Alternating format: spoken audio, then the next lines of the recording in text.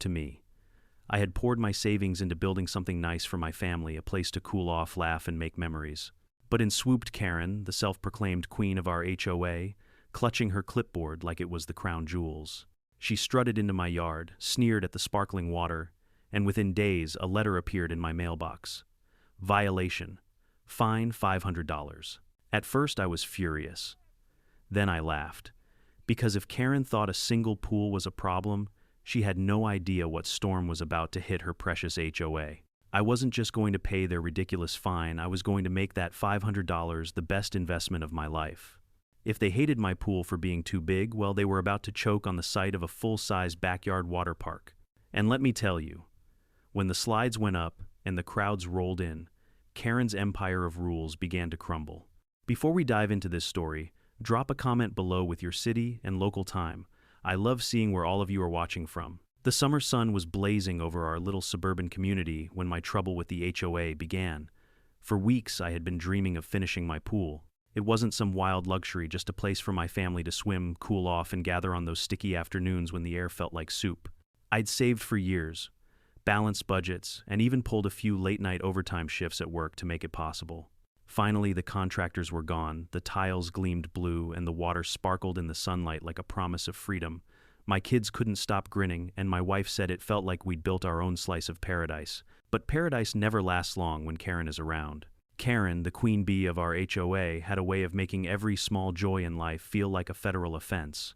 She was in her late 50s, always dressed like she was heading to a country club, photo shoot, tennis visor, spotless polo shirt, clipboard permanently fused to her hand. The clipboard was her weapon of choice. She didn't just wield it. She brandished it, scribbling down violations with the same vigor a sheriff might use when writing up an outlaw. To Karen, rules weren't guidelines. They were gospel. The day after the pool was completed, I caught her lurking at the edge of my yard. She squinted over the fence like a hawk, her lips pressed into a thin white line. I thought maybe, just maybe, she'd offer a fake smile and say something polite like, "Nice pool, shame about the HOA fees."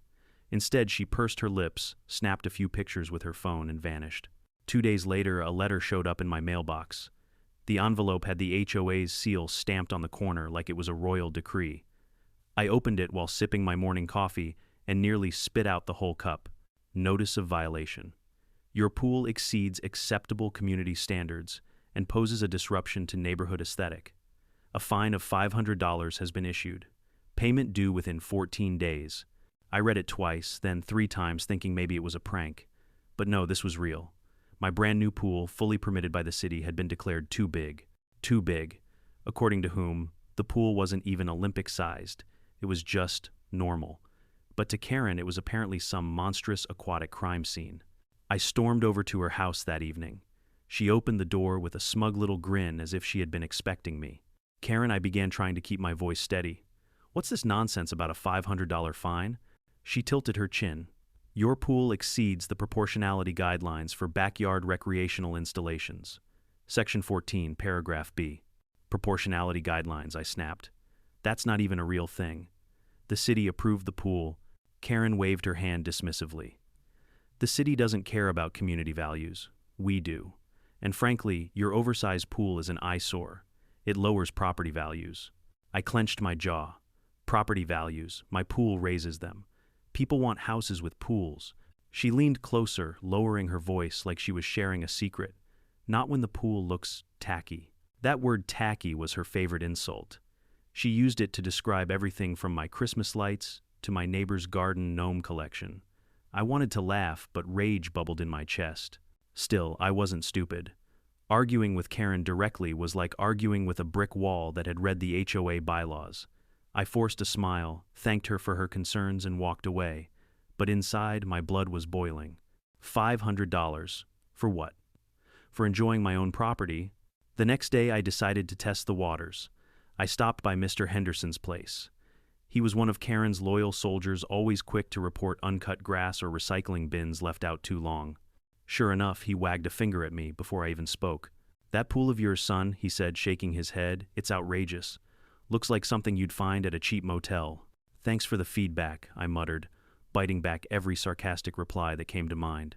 Then there was Mrs. Martinez, 2 houses down. She leaned over her fence, whispering like we were in some Cold War spy movie. Don't let her get to you. Karen fined me last year because my sunflowers were too tall. She thrives on this nonsense. Honestly, I think she just hates happiness. Her words gave me a strange comfort. Maybe I wasn't crazy. Maybe Karen really was on a personal crusade to stamp out joy. But still, the fine stung. $500 wasn't pocket change. That was a month's worth of groceries, half a car payment, or a new set of tires. The thought of handing it over to Karen and her little HOA goons made me sick. That night, I sat at my kitchen table, staring at the letter, and felt something shift inside me. I wasn't just angry anymore. I was determined. If Karen wanted to play games, then I was going to change the whole board. You see, the thing about me is I don't back down easily. I've always believed that if someone pushes you, you don't just push back. You push back harder. And in this case, I was going to push back with chlorine fiberglass and enough water slides to give Karen nightmares. The seed of revenge had been planted. And soon it would grow into something so massive, so outrageous, that the HOA would choke on their own rulebook. But for now, I kept quiet. I paid the $500 fine not because I accepted it, but because I wanted to buy myself time. Karen thought she'd won. She thought she'd humiliated me. She had no idea I was about to take her petty little fine and turn it into the single greatest act of suburban defiance our community had ever seen. And the best part, every step I was about to take would be perfectly 100% legal. The countdown to war had officially begun. I wish I could say Karen stopped after hitting me with that ridiculous $500 fine, but if there's one thing you need to know about HOA queens like her, it's that they never stop at enough. For Karen, one victory was just fuel for the next crusade. The fine wasn't about the money, it was about power, and she wanted to make sure the entire neighborhood knew exactly who held the reins. The morning after I mailed the check, I caught her on her daily patrol. She strutted down the street with her clipboard tucked under her arm like it was a royal scepter. Her walk had a little more bounce than usual, and her smirk stretched just a bit wider. She stopped in front of my yard, tapped her pen against her paper, and raised her voice just enough for the neighbors nearby to hear. "Nice to see you've complied," she said, her eyes sparkling with triumph. It's refreshing when homeowners recognize the importance of community standards. I forced a smile. Glad my hard-earned $500 went to... What exactly new paper for your clipboard? A couple of neighbors chuckled under their breath. Karen's smirk faltered, but only for a second. She leaned in closer, lowering her voice. "Be careful, young man. Attitudes like yours don't last long in this community." I swallowed my anger and stepped back. Outwardly calm, but inside the fire burned hotter. She wanted me to break, to lash out, to give her a reason to escalate. But I wasn't about to give her the satisfaction. That evening, I noticed Henderson across the street trimming his bushes with military precision. He spotted me and called out, "Karen told us about the pool, fine." "You should be grateful she didn't hit you with a double violation," he chuckled, as if he'd just delivered a comedy gold line. "Double violation," I shot back. "What's that? A pool too big and a smile too wide?" His laughter died in his throat. Henderson never had much of a sense of humor. But I did, and I was learning quickly that sarcasm was my shield against their arrogance. The thing is, not everyone was against me. Some of my neighbors, the quieter ones, whispered their support when Karen wasn't around. Mrs. Martinez, the sunflower lady, slipped me a plate of cookies one afternoon and muttered, "Don't let her win. People are sick of her nonsense." Even the Johnson kids down the street, teenagers with TikTok accounts, started filming Karen's daily patrols, narrating them like wildlife documentaries. And here we see the rare suburban Karen in her natural habitat, hunting for violations to feed her fragile ego. The videos started getting traction online, and I couldn't help but laugh when I saw them. But for Karen, this was no joke. She wanted total control, and she wasn't satisfied with simply fining me. Every time she saw me outside, she found something new to complain about. "Your hedges are half an inch too tall. Your recycling bin was visible from the street for 3 minutes too long. The color of your deck chairs clashes with community aesthetics." It was endless petty harassment dressed up as community care. And each time she spoke, I could see the glee in her eyes. She loved the power trip, loved watching people squirm under her thumb. The final straw came during the HOA's monthly meeting.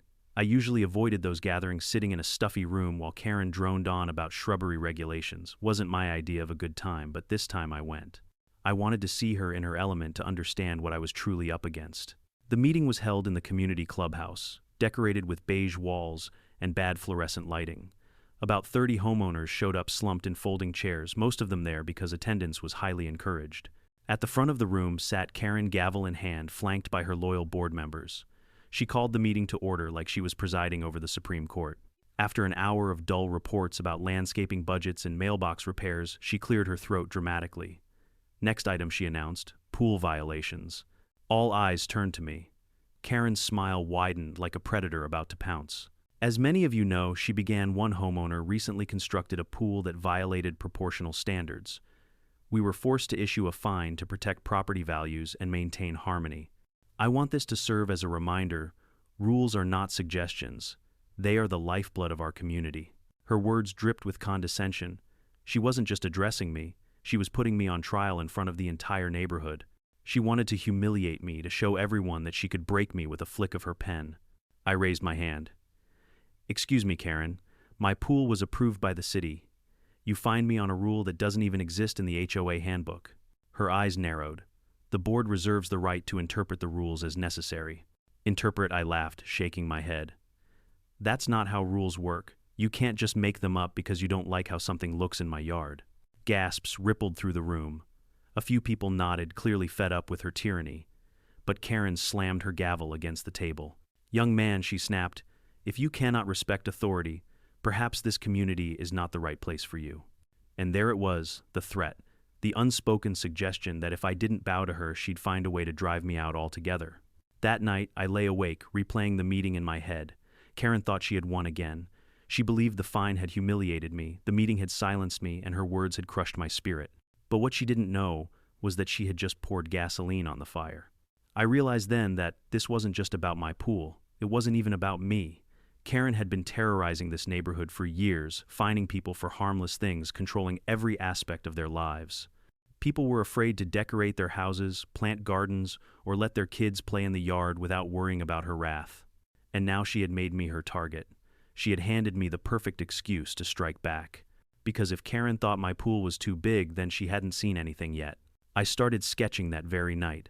The image formed in my mind so clearly it made me laugh out loud. Slides towering over fences, a lazy river snaking through my yard, a wave pool churning under the stars. If she hated one pool, she was going to despise an entire water park. And the best part, I already had a suspicion there was a loophole waiting for me in that rulebook, something Karen had overlooked in her arrogance. For now, though, I kept my plans secret. Outwardly, I was the defeated homeowner licking his wounds. Inwardly, I was sharpening my sword, preparing for battle. Karen strutted around the neighborhood thinking she had me under her thumb, but I smiled every time I saw her because I knew what was coming. She thought she was untouchable. She thought the HOA was her personal kingdom. But soon, very soon, Karen would drown in the very rules she worshipped. The night after that humiliating HOA meeting, I sat alone at my kitchen table, staring at the rulebook like it was a cursed artifact. The damn thing was thick, almost 400 pages, bound in an ugly beige cover with the HOA logo stamped on the front.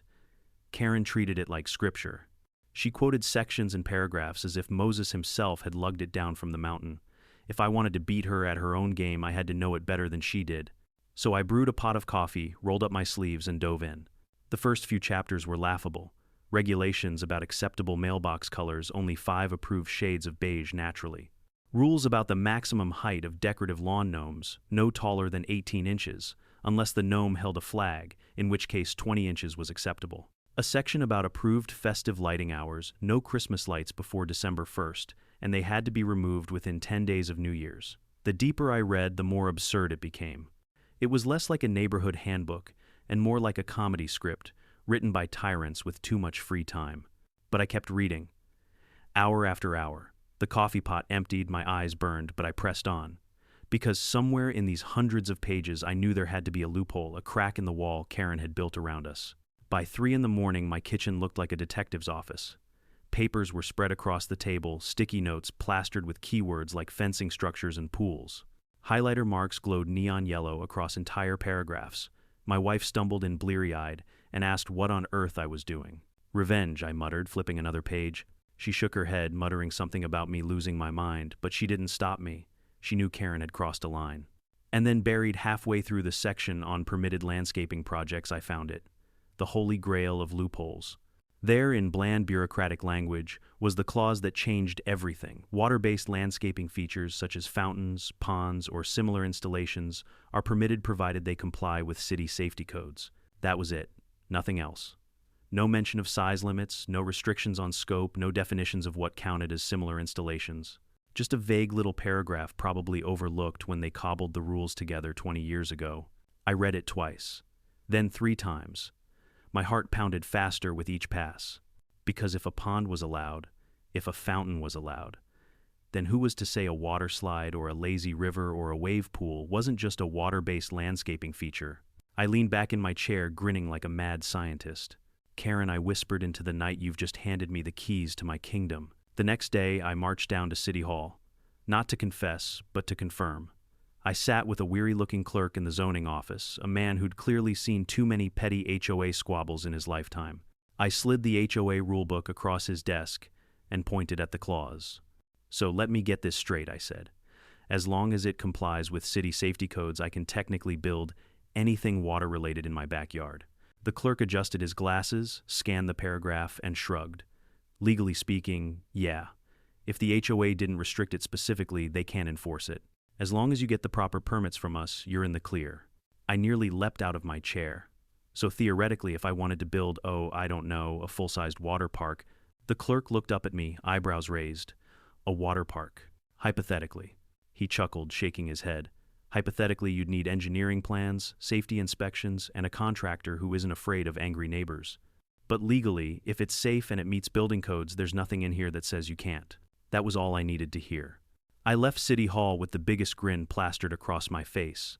For the first time in weeks, I felt like I had the upper hand. Karen thought she'd buried me under her fine, but she'd actually opened the door to her worst nightmare. That evening, I began sketching. At first, it was just doodles on scrap paper, slides curling over fences, a wave pool bubbling under the stars, a lazy river winding through the yard. But soon I was drawing serious blueprints. Measurements, water flow, calculations, even notes about landscaping to disguise the pumps and pipes. The more I drew, the bigger it became in my imagination.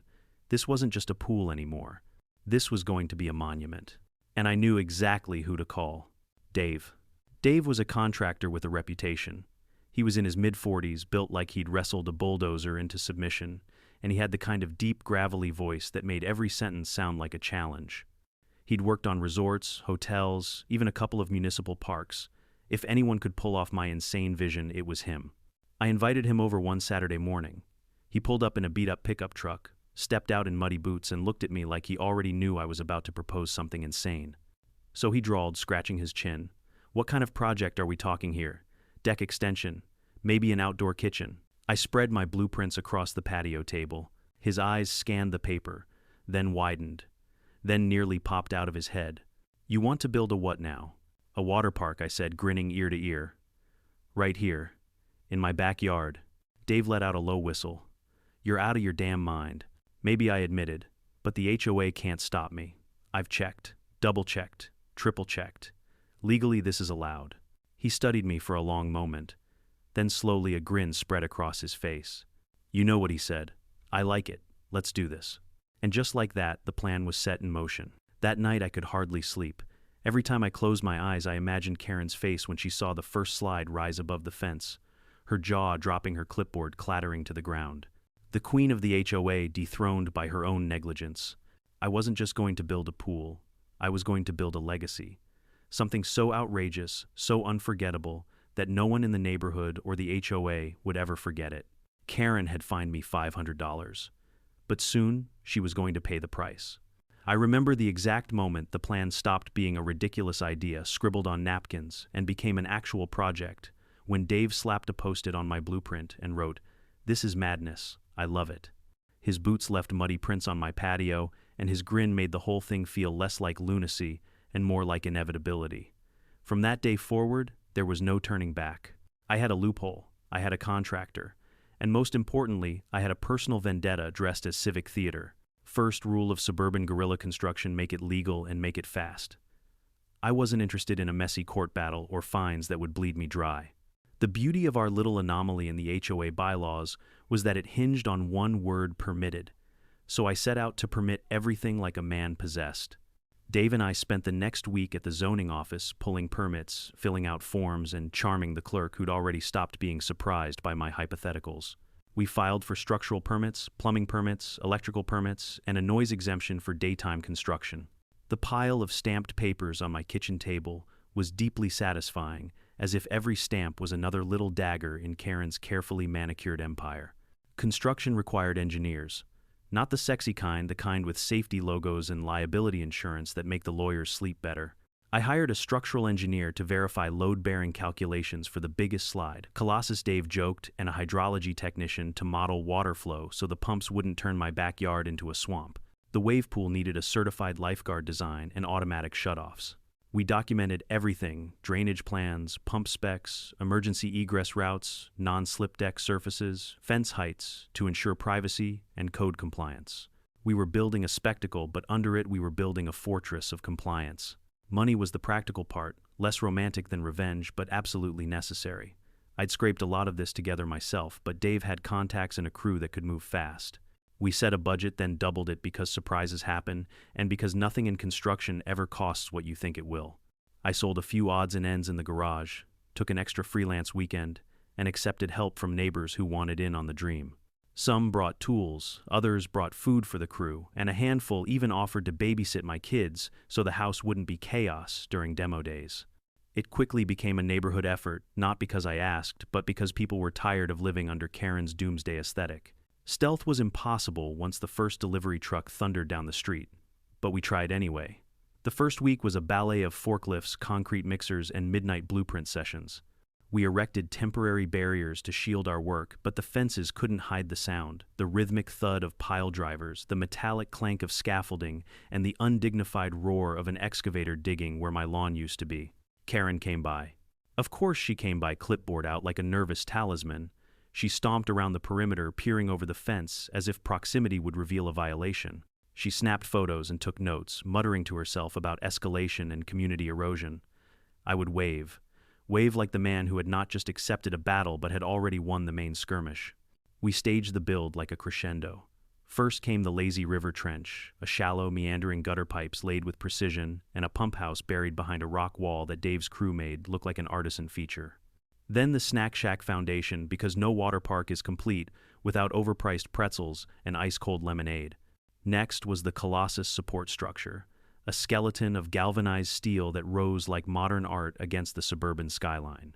I can still feel the neighbors' faces pressed to their windows, phones raised, filming the spectacle.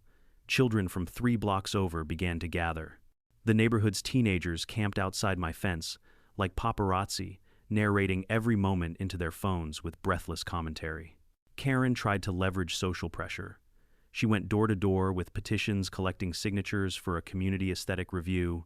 She handed out flyers warning of increased traffic noise and possible safety hazards, despite our permits and safety plans. The irony was palpable. The same woman who'd once fined Mrs. Martinez for planting sunflowers was now lecturing parents on public safety. Some folks signed because they genuinely worried about change. Others signed because they feared Karen's wrath. But the tides were turning. Every flyer she distributed seemed to inspire one conversation between neighbors about why one woman should have the power to dictate everyone's backyard happiness. We were meticulous about public relations. Dave insisted we be the first to showcase the safety aspects of the project. We invited the local fire inspector and a city building official to walk the site. We gave a polished presentation with laminated schematics and a slideshow that would have made an architect weep with pride. Well, if architects wept about fiberglass slides and artificial waves, the inspectors nodded, scribbled notes, and stamped approvals. When the fire chief complimented the emergency access route and the lifeguard stations, I felt something swell in my chest. That wasn't just pride, it was vindication. Construction conflicts are almost a sport in suburban life. Lawns were ruined for a season, driveways, littered with gravel and sediment, temporarily clouded the neighbor's little koi pond.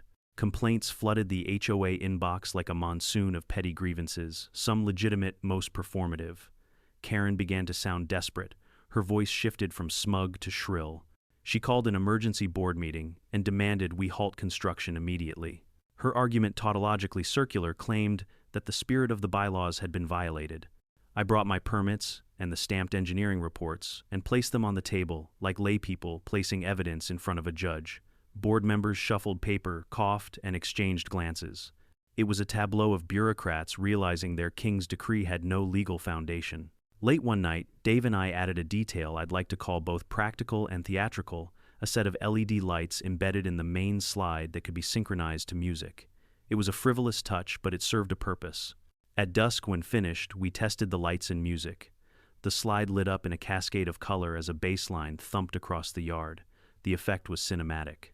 At that moment, we weren't merely building a structure, we were creating an experience that would define the neighborhood's summers for years to come. Of course, there were scuffles. A disgruntled board member tried to serve me a cease and desist at dawn. The HOA lawyer sent a letter suggesting negotiation under threat of further fines. But their threats were hollow against stamped permits and engineer-signed plans. Every attempt to intimidate us was met with another building inspection, another laminated approval, another neighbor volunteering to be head lifeguard. The community's narrative was changing. Where Karen had once stood alone on a soapbox of fear, a chorus rose: parents, teens, retirees, people who wanted a place where their children could scream and not be scolded for lowering property values. By the time the first slide was bolted into place, there was no denying the spectacle. The Colossus's shadow fell over Mrs. Henderson's azaleas, and for a brief second she stood on her porch squinting. Then she smiled, a small rueful curl of the lips that said everything. The war had become a party. The sound of laughter, the smell of chlorine mixing with barbecue smoke, those were the banners of our rebellion. I still remember the sight of Karen the first time she saw the Colossus fully assembled. She walked up Main like a general approaching a battlefield. Her mouth opened, closed, and then opened again. The clipboard drifted from her hands. For a woman who had spent years policing hedges and flagpole protocols, that moment looked like a small personal eclipse. She tried to voice outrage, but for once, I think the speechless look was earned. We were not done yet. The wave pool, the lazy river, the snack shack with its ridiculous oversized pretzels, each piece slotted into place, like a final act building toward a crescendo that none of us could predict. The plan had been audacious from the start, and the execution had been surgical. It wasn't just about getting back at Karen anymore. It was about proving that communities could choose joy over control, noise over beige conformity, and laughter over intimidation. I slept like a kid on Christmas Eve for the first time in months. The revenge had been planned, the battle lines were drawn, and somewhere in that restless sleep I dreamed of the first splash.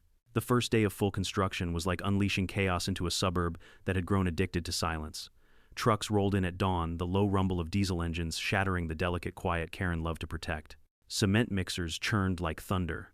An excavator clawed at my backyard, tearing up sod and soil, sending clods of earth flying onto the street. To me, it was the sound of progress. To Karen, it was the sound of hell. At exactly 8:07 a.m., she appeared, visor polo clipboard in hand. She marched straight up my driveway, heels clicking on the concrete like gunfire. Dave was unloading steel beams when she barked. What is the meaning of this? Dave didn't even look up. Ma'am, we're building. Building what she snapped. He glanced at me and I grinned. Landscaping feature. Karen's nostrils flared. She scribbled furiously on her clipboard, muttering about noise, ordinances, and property values. But Dave was licensed, my permits were pinned neatly to a board by the gate, and every truck bore a city inspection sticker.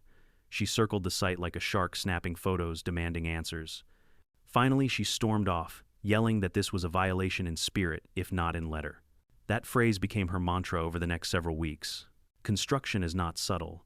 Each day brought new sounds, jackhammers pounding through bedrock cranes, swinging enormous slides through the air, welders sparking showers of light. Neighbors couldn't look away. Some frowned, arms crossed, muttering about disruption. But many stood in awe. Kids on bikes formed daily watch parties, cheering when a giant fiberglass tube arrived on a flatbed truck. Teenagers set up lawn chairs on sidewalks to livestream the chaos. The project became a spectacle, an unsanctioned block party of gawkers united by curiosity. Karen's patrols grew frantic.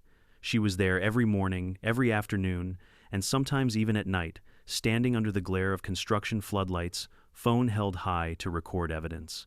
But every time she thought she had me cornered, I slapped down another permit, another signed inspection. One afternoon, she demanded to see the water usage projections. I handed her a thick folder stamped with city approval. She left sputtering, "This is outrageous." By the third week, the Colossus began to take shape. Its steel frame rose above the fence line, towering over the neighborhood like a monument to defiance. Karen nearly fainted the first time she saw it. I watched from my deck as she froze mid-stride clipboard, dangling eyes wide. She snapped a dozen frantic photos, then called someone, probably the HOA board. Within the hour, 2 of her cronies showed up, pacing the sidewalk and whispering like field generals plotting a siege. But the truth was undeniable. The slide was legal, safe, and unstoppable. The irony wasn't lost on me. Karen had fined me for a pool too big, and now she was staring at a water slide visible from 3 blocks away. I could almost taste her fury, bitter and metallic, in the summer air. Dave, meanwhile, was having the time of his life. He treated every Karen outburst like a comedy routine.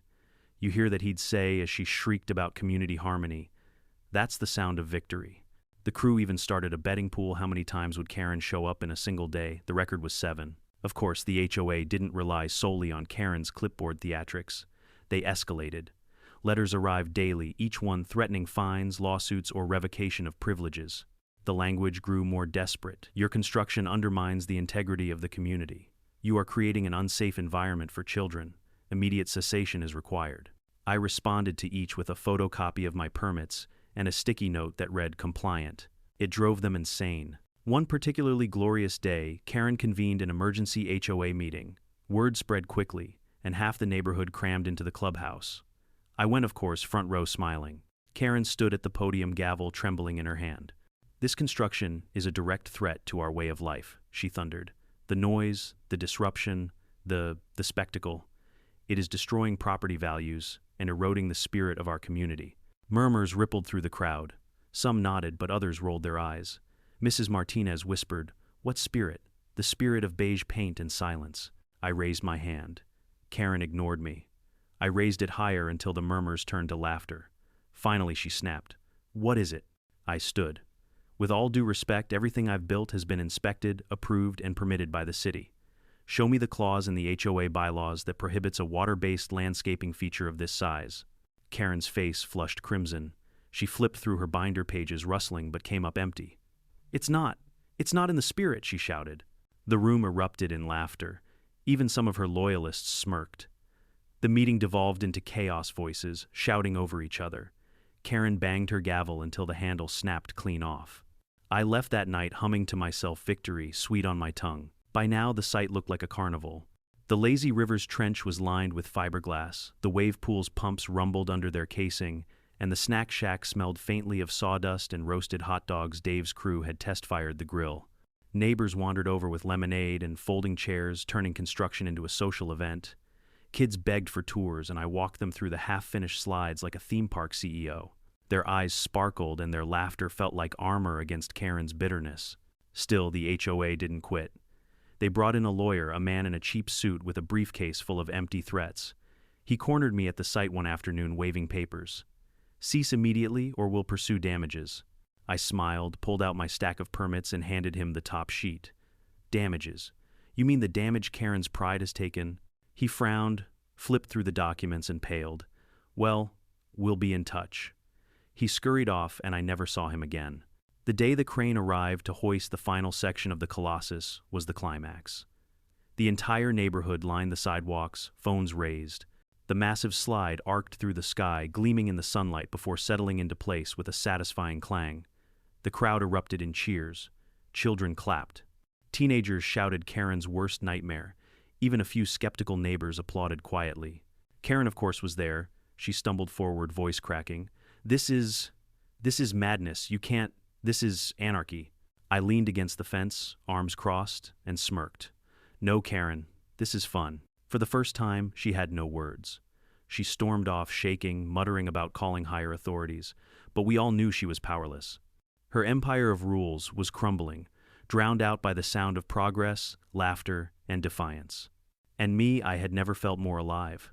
What started as a fine had grown into a revolution, and the revolution had only just begun. The morning of the grand opening dawned hot and heavy, the kind of summer day where the air sticks to your skin and the asphalt shimmers like liquid. It was perfect. Nature itself had conspired to make my water park irresistible. I woke before sunrise, pacing my kitchen with a cup of coffee in hand, staring out the window at the Colossus, towering above the fences, its fiberglass curves glowing faintly in the early light. This was it. Weeks of planning, sleepless nights, battles with Karen, and the endless rattle of construction equipment had all led here. By 9 o'clock, the neighborhood was buzzing. Curious kids rode by on bikes, peering through the slats in my fence. Teenagers with phones already live streaming, perched on curbs narrating every detail for TikTok and Instagram. Parents trailed behind holding towels and sunscreens, smiling nervously as if they couldn't quite believe this was happening. I had slipped invitations into mailboxes the week before grand opening backyard water park. Free admission snacks provided. I half expected only a handful of brave souls. Instead, it seemed the entire block was ready. Dave's crew had worked late into the night to put the finishing touches on everything. The lazy river's pumps hummed softly, churning water through its winding channel. The wave pool glistened freshly filled, ready to roar. The snack shack smelled of popcorn and sizzling hot dogs. And the Colossus practically gleamed every twist and turn of the massive slide, catching the sunlight like a beacon. At 10 sharp, I swung open the gate. "Welcome, everyone," I announced, arms wide. "Come on in, the water's fine." The crowd poured in laughter, bubbling like champagne. Kids ran straight for the Colossus eyes, wide mouths open in awe. Parents set up chairs by the wave pool, already unwrapping sandwiches and cracking open coolers. The teenagers, of course, filmed everything, shrieking as they darted from one attraction to the next. Within minutes, the place was alive, a riot of splashing, screaming, and music. Yes, music. I had rigged up speakers around the yard, synchronized to the LED lights embedded in the slide. As kids climbed the Colossus, a triumphant drumbeat echoed. As they plunged down, the bass dropped and the lights pulsed in rainbow colors.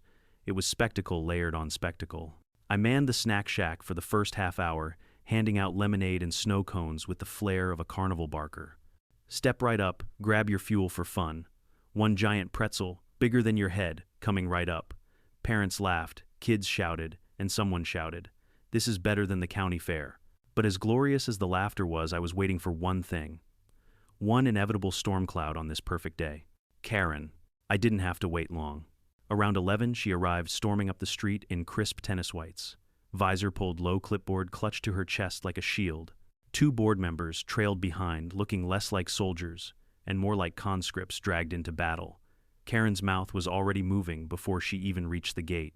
"This is unacceptable," she shrieked over the music. "This is chaos. This is illegal." I leaned casually on the fence, grinning. "Morning, Karen. Care for a lemonade?" Her eyes nearly popped out of her head. "Lemonade. Lemonade. You've turned this neighborhood into a carnival." Behind her, kids screamed with joy as they launched themselves down the Colossus. The wave pool surged to life, artificial surf splashing so high it soaked a group of teenagers who erupted in cheers. The contrast between her fury and their joy was almost comical. I gestured toward the happy chaos. "Looks like fun to me." Karen's face flushed scarlet. She pointed her clipboard at me like a sword. "This is not what our community stands for. This is noise disruption, an eyesore." Before I could respond, Mrs. Martinez called out from her chair near the lazy river. "Actually, Karen, this is the most fun this community has had in years." Others chimed in. Parents waved from lounge chairs. "Our kids love it. Finally something to do around here." Even Henderson, yes, Henderson, the grumpy hedge policing loyalist, mumbled, "Well, it is kind of impressive." Karen sputtered, looking from face to face, realizing with horror that the crowd wasn't on her side. For once her gavel had no power. And then came the final blow, the local news van. A reporter tipped off by viral videos pulled up just as Karen was shrieking about community standards. Cameras rolled as they captured the Colossus, looming behind me, kids screaming with joy, parents relaxing, and Karen, red-faced, spitting fury, clipboard raised like a madwoman. The reporter shoved a microphone in my face. "Sir, can you tell us what inspired you to build this?" I grinned straight into the camera. "I was fined $500 for my pool being too big, so I decided to build something even bigger. And as you can see, the community seems to enjoy it." The crowd cheered. The reporter turned to Karen. "Ma'am, what do you think of this?" For once, Karen had no words. She stammered, her voice cracking. This is an abomination, a violation, a..." The reporter cut her off, smiling sympathetically. "Sounds like not everyone agrees." That night, the footage aired on the evening news. Local homeowner builds backyard water park after HOA fine. The clip of Karen sputtering played on repeat, the internet eating it up. Memes exploded Karen's red face with captions like, "When you realize your HOA can't stop the fun."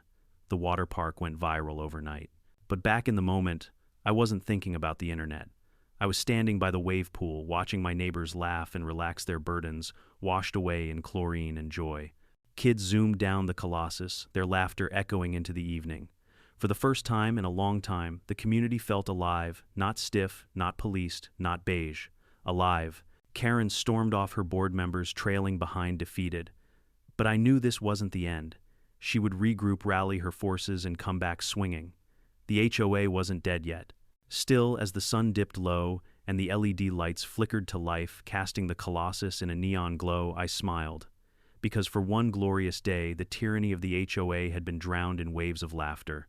And deep down, I knew this was only the beginning of their nightmare. If the grand opening had been a splash in the neighborhood pond, the aftermath was a tidal wave. Overnight, my backyard water park wasn't just a local oddity, it became a full-blown sensation. Clips of kids rocketing down the Colossus to pulsing LED lights racked up thousands of views on TikTok. The local news clip of Karen sputtering went viral, spawning parodies, where people dubbed over her voice with cartoonish squawks. My phone buzzed constantly with notifications. And while most of the world was laughing, Karen was stewing. She struck back fast. 2 days after the opening, she called another emergency HOA meeting. Flyers appeared in mailboxes written in her signature dramatic style, "Urgent community crisis, attendance required." I almost laughed when I read mine, but I went anyway. I wasn't about to miss the spectacle of Karen trying to salvage her crumbling empire. The clubhouse was packed tighter than I'd ever seen it. Folding chairs scraped against the linoleum, neighbors whispered excitedly, and a few kids even wore Colossus t-shirts that one enterprising teenager had started selling online. At the front of the room, Karen stood like a general before a losing army. Her hair was perfectly coiffed, her visor polished, but the twitch in her jaw betrayed the storm brewing inside. She slammed her gavel down. "This meeting will come to order." The room quieted, though. A few chuckles rippled through the back. Karen launched into her tirade. "What we are facing is nothing short of anarchy. A backyard turned into an amusement park. Noise pollution, traffic, unsupervised children, our peaceful community has been turned into a circus." "Correction, Mrs. Martinez," muttered loudly. "A water park. And a damn good one." Laughter erupted. Karen's face turned crimson. She banged the gavel again, the sound sharp but powerless. I stood deliberately calm.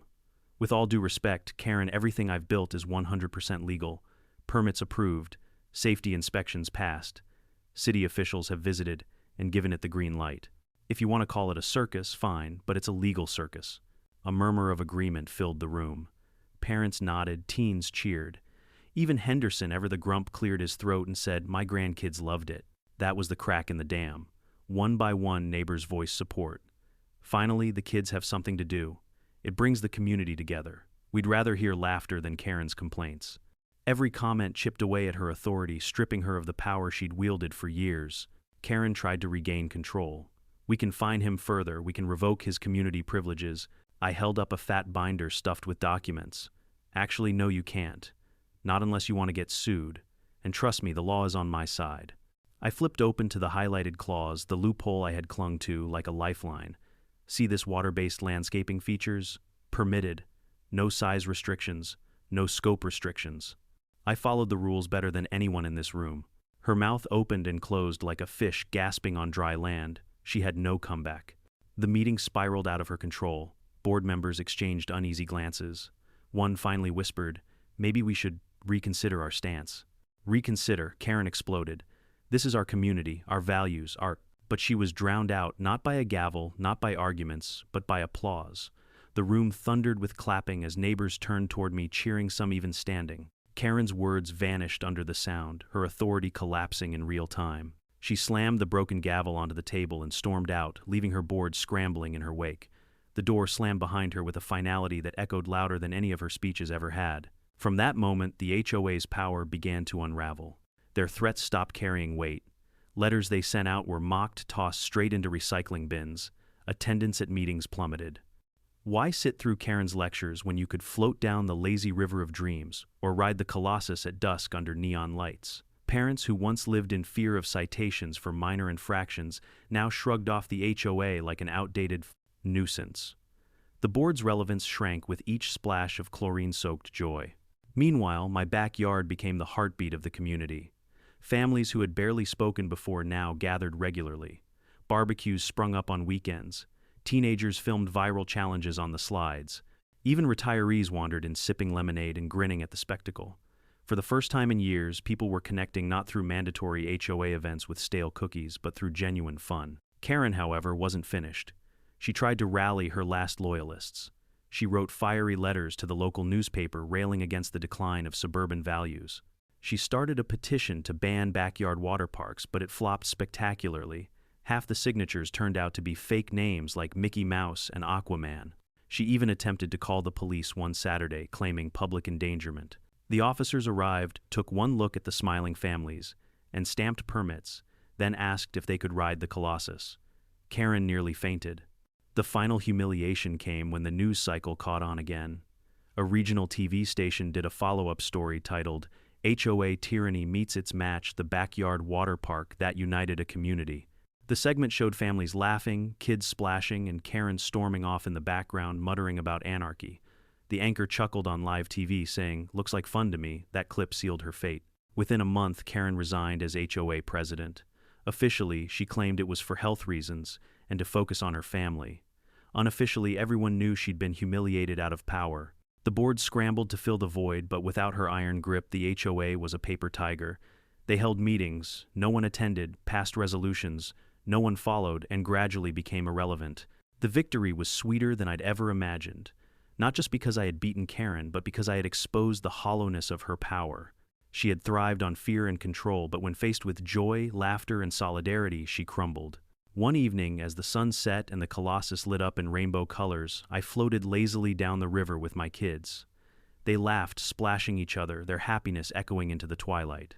I thought about the $500 fine that had started it all, the petty absurd punishment meant to break me. Instead, it had lit a fire that consumed the HOA's grip on our lives. Karen had wanted me to bow. Instead, she ended up bowing out. And deep down, I knew her nightmare wasn't just my water park. Her nightmare was the realization that she had never really controlled this community at all. When Karen resigned, I thought the saga was over. The clipboard queen had finally been dethroned, her gavel shattered her empire of fines and threats, reduced to nothing more than a punchline. But I underestimated just how far the ripples from my backyard rebellion would travel. What had started as a personal act of defiance against one HOA fine was about to turn into something much larger, something I never could have imagined. It began with an email. The subject line read, "Partnership Opportunity." Honestly, I almost deleted it.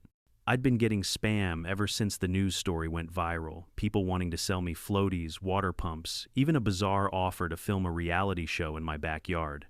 But this one came from a legitimate company, a regional theme park developer.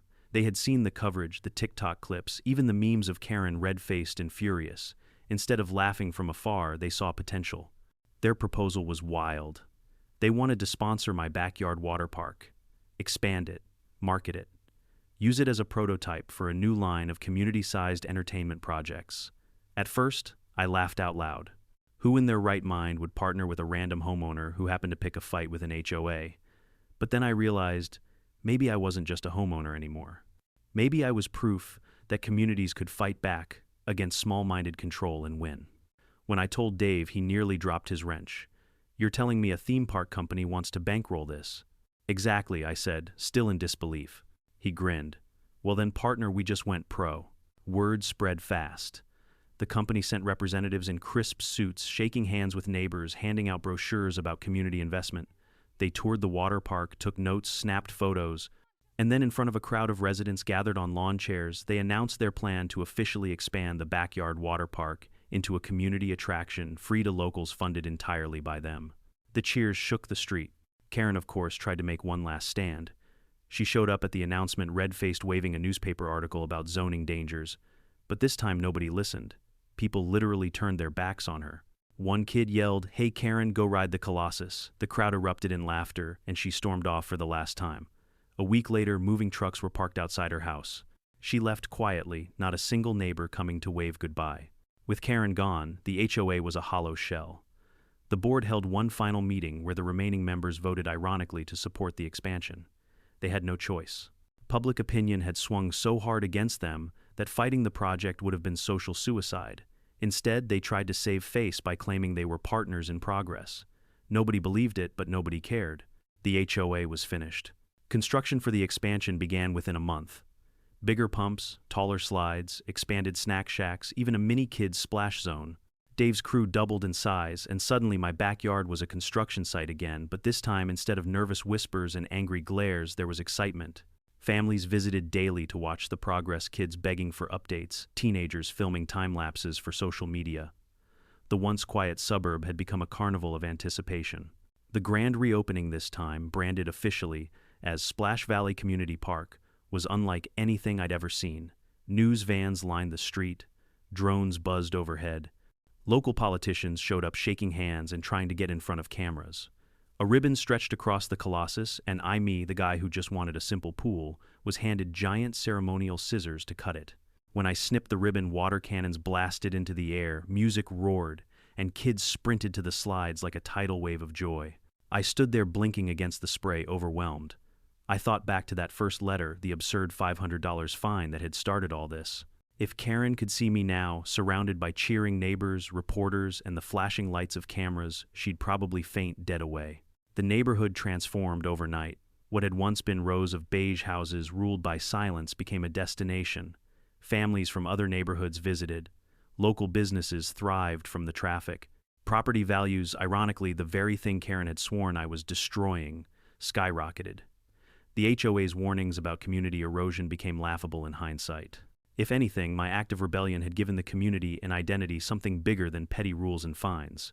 One evening, after a long day of running the park, I floated down the lazy river with my kids.